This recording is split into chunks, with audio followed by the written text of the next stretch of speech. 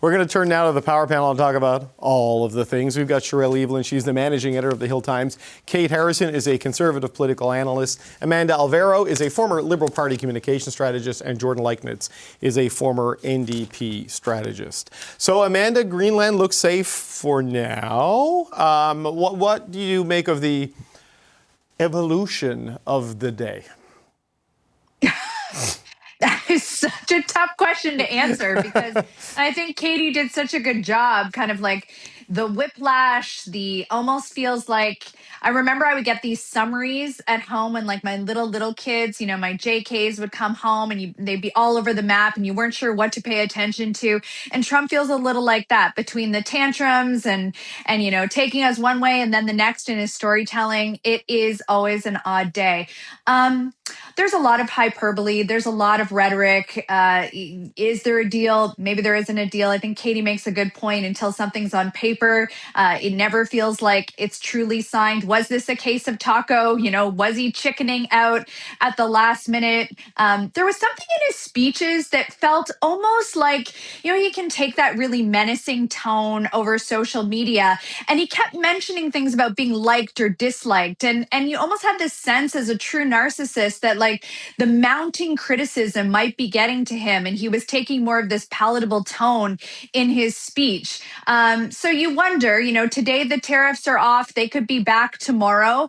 But at the same time, the last point I'll make is that it did give an opportunity for other world leaders like our own to start setting new agendas, you know, new narratives about the world order, new ways that middle powers can take their role. And I think if we get anything out of this mess of the last couple of days, we can take that as a positive highlight. Well, you know, Jordan, just to build on what Katie Simpson was telling us, this is what the New York Times is reporting on what is in this framework. The announcement followed a NATO meeting on Wednesday where top military officers from the alliance's member states discussed a compromise in which Denmark would give the United States sovereignty over small pockets of Greenlandic land where the United States could build military bases, according to 3 senior officials familiar with the discussion. This is obviously a sensitive diplomatic matter. The idea was one Mr. Rutte had been pursuing, and as Katie said, 2 of the officials compared it to the UK bases in Cyprus, which are regarded as British territory. So essentially not all of Greenland, but enough of Greenland that you can put a bunch of U.S. soldiers on it, call it the U.S., even though they have the ability to have a military presence there under that 1951 treaty. So that's what we are learning. What do you make of it all? Well, I certainly think that what we're seeing is a de-escalation compared to the threats we saw from Trump over the last few days. And I can't help but think that the Prime Minister's speech and the strong European reaction to it might be part of that, because this is really the first moment, I think, that we've seen a cohesive response to Trump. And I think it was very much organized around what Mark Carney put in the window yesterday. Now, when it comes to the question of American military bases in Greenland, of course, you know, and many viewers would know, the agreement from the 1950s actually allows a pretty much unlimited American military presence in Greenland already, as long as it's done in consultation with the country. So because that never really seemed to be the actual issue driving Trump on this, I'm not sure that this agreement is going to put an end to his threats of annexation. But it certainly seems like there was something that he heard in Davos, perhaps among the world leaders, that has caused him to back off a little bit today. It might have been, Kate, the stock market sell-off, the threats of the trade bazooka, as the Europeans call it, and all of these things. But, you know, I don't know how NATO survives 3 more years of this president with the way it has gone in the first year.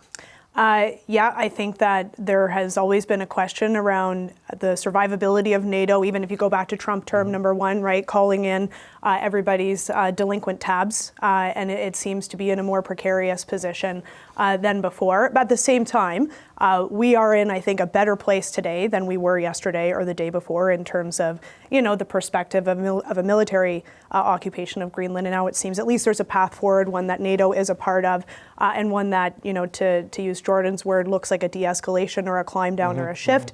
I think it's markets, not Mark Carney, that probably resulted in that adjustment being made. But I do think, you know, to pull on something Amanda said, I wonder how Canada's response to this might have looked tomorrow or later today if Trump had spoken first. And I think that, the message that we got from the Prime Minister yesterday looks a little bit strange compared to the situation we have now. I think the rupture that he's talking about looks more like a ripple. And when he is talking about, I absolutely do. I absolutely do. I think that he is right now, talking about new world orders, trying to carve out, a new international way of doing things, as opposed to doing the job that he was elected to do, which is to get back to the negotiating table and get an agreement with our largest trading partner. So when we have the climb down today on Greenland, you compare that to the real cut and thrust of his remarks yesterday, which were entirely about, adjusting to a new world order in the wake of the Greenland threat and calling out the president for doing that. Well, European countries now have no new tariffs coming in on February 1st, and Canada still has ours. So how did the remarks on Monday tee us up to get back to the table for a discussion on trade when everything was revolved around that ostensible threat to Greenland, which now looks a lot different today than it did when Mark Carney spoke? Okay. I concede NATO not having to deploy to defend NATO territory from the aggression of a NATO member is a good thing. Of course. But the U.S. is still throwing its weight around and bullying everybody who doesn't agree with it. We still have national security tariffs on core industries here. He went and lectured the Europeans today for not being grateful enough for the Second World War and told the Swiss, who speak German, they'd all be speaking German if it wasn't for the U.S. That is more than a ripple, Kate. Whatever Mark Carney and what he's doing, what the U.S. is doing is way more than a ripple. Canada seems to be responding to every whim from the White House. Our news media ecosystem is enveloped by this. Everything that happens out of the White House is something that Canada ostensibly needs to react to right away with a brand new comms and message. I think that rather than the speechifying, we need to get back to the actual doing of things and the actions. And part of that is the very job that the Prime Minister was elected to do less than a year ago, which is to build out the relationship with the United States. I think the speech Monday did not help advance that objective. It got him some nice headlines. It was a well-crafted speech delivered to an audience that was primed for that message, and I give him credit for that. But there is a difference between speechifying and actually doing things. And again, right. I think that you compare what he said Monday to where we are today, and it looks a lot different. Cheryl, your thoughts on any of that and what the president said about Mark Carney today? Yeah, trying to parse everything I've just been hearing.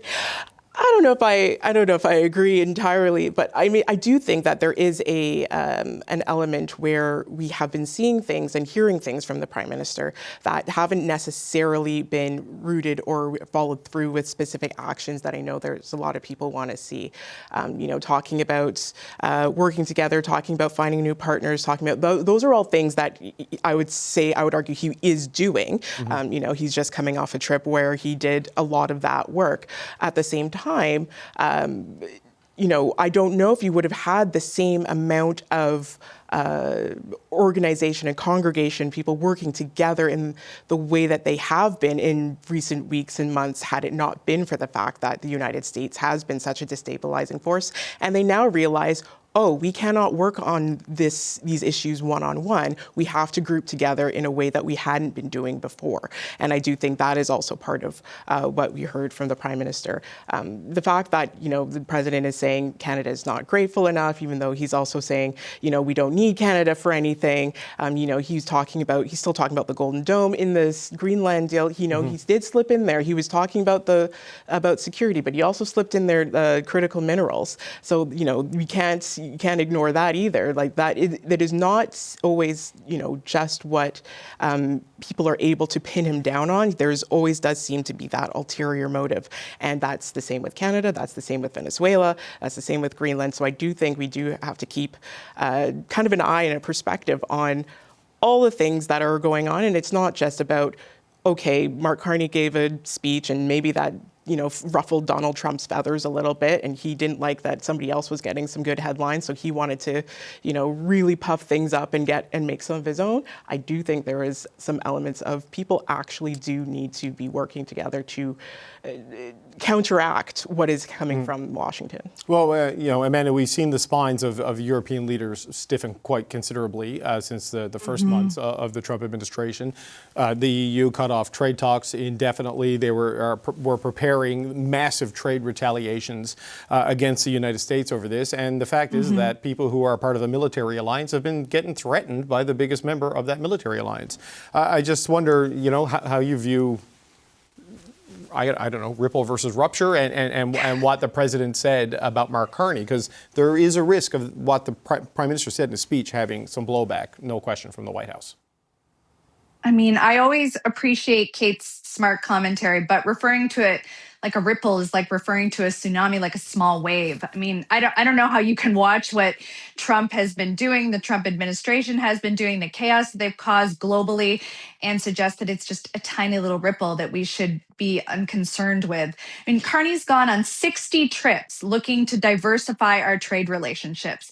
Canadians elected him to make sure that our economy doesn't plummet. And in the face of what Trump's doing, that means looking elsewhere, looking to other borders, looking to other nations, forming new deals, new partnerships, new alliances. That's what he's doing. And I think that's what Canadians expect us to do. I have to imagine, is the suggestion that conservatives in this role would just be, hopeful, and hope is not a strategy, hopeful that a deal with Trump could get done? That's an absolutely ridiculous way to govern in the face of the chaotic and unpredictable and unhinged nature of President Donald Trump. So, I guess I emphatically disagree with the idea that it's a ripple of any sort. Okay, Jordan, and I do want to get Kate in one more time. Jordan, your thoughts? Yeah, I mean, there's no question that what's happening right now is a complete rupture with Canada's past relationship with the United States and the United States' relationship with its allies globally. I think the challenge for the Prime Minister is that the speech and sort of the guy who turned up to deliver that speech yesterday was the same Mark Carney who was elbows up during the campaign. But we haven't seen a whole lot of that in between these 2 points. So the question to me is, going forward, does this speech represent a change in his attitude and his strategy towards the United States? Or is it really just a distillation of his analysis of what's happening with the U.S.? We have to see, because he has often made the choice in that intervening year to take decisions that are less confrontational with Trump and are more designed to keep Canada out of the limelight and off his target list. Okay, so Kate, just going back to the issue of not having a trade deal, and I know a lot of people would prefer to have this settled, but the UK and the EU did have whatever they have. They thought it was settled, then they got threatened with tariffs unless Denmark gave up 90% of its territory. Now, that's not where it's apparently ended up, but they're giving up chunks of Greenland to him because he demanded it or else, right? So how do you reasonably get a deal with an administration that is acting like this and treating its partners like this? I mean, I just don't know what the path is. Well, you start by getting back to the table, and the Prime Minister was elected to do just that. He said he was the right guy for the job in order to get back and have, again, his words, a new economic and security partnership with the United States. I know the last 9-10 months has been disruptive. I think that's putting it lightly. For decades and decades and decades before that, we had a stable and secure relationship with our largest trading partner. Going to Davos and giving a speech talking about a significant break in that relationship that serves as the grounds to, again, pursue we're not just talking about trade diversification, but rewriting the nature of relationships that we have with countries, including up until 9 months ago, our enemies. There's a difference between diversifying and then that wholesale shift that the Prime Minister is, I think, making the case for today. We have to remember that the U.S. is going to exist long after Donald Trump. Our relationship with them is very, very close. The Prime Minister was elected to try and get a resolution there, and that should remain part of the focus. So, and speechifying and then not even meeting with the man while there, to me, doesn't advance the Prime Minister's apparent objective of getting back and getting to the trade and negotiation table. Okay. Sherelle, last 30 seconds and we've got to take a break. I do think that there is a difficulty with trying to appease. We've seen the appeasement just not work, and I do think that Mark Carney was very careful. He said American hegemony at one point, but he didn't actually call out the United States by name, even though everybody knew who he was talking about. And I do think that is still there, and that is still, I think, an issue that Canada is not willing to call things what they are when it comes to the United States out of fear of that blowback from the U.S. and the president. But it seems to me like we're just dancing around and avoiding it altogether, as opposed to, again, trying to advance a conversation for the sake of steel workers and aluminum workers in this country who now face tariffs when our European friends do not. If the conversation can be advanced, this is what we don't know from the U.S. side. You know what I mean? Like, what is it we see from Donald Trump that suggests reasonable advancements can happen? This is what I'm looking for evidence for. I think there were signs coming from our government and coming from their government back in the fall that things were close until the Reagan ad was released and there was problems there. But that was probably the closest we've been, and it doesn't seem that there's been any effort from the Prime Minister to get back to the table since that time.